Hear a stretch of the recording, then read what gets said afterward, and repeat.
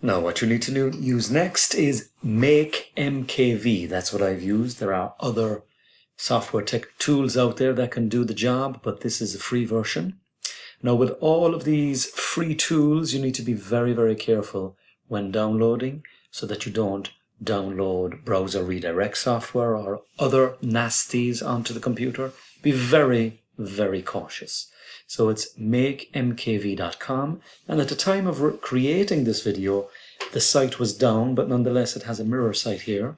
So you go into the site and you press download MakeMKV.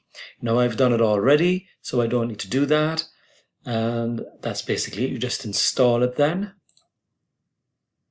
Once you've installed the software, you need to get this beta key, because MakeMKV, you cannot purchase it. So conveniently for you, you can download this license key, which is active for a certain period of time and at the time of videoing.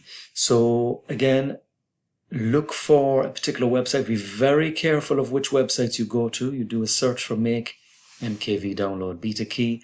Look, for example, here. Now this looks very suspicious to me. I may or may not be prejudicing that. Even the AI provides a key there, so you could just take it from that.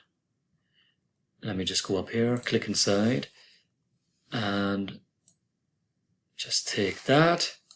Press Ctrl+C to copy, and then you will open up MakeMKV. So you will open it by right-clicking on the desk, Run as Administrator. That's important.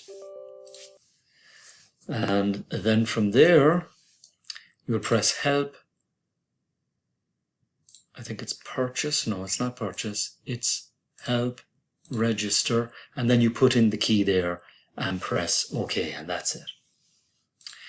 Now it's valid for a certain period of time, so I've gone through all of my DVDs now, over 300. And the next video now is going to show you how to actually rip the DVD.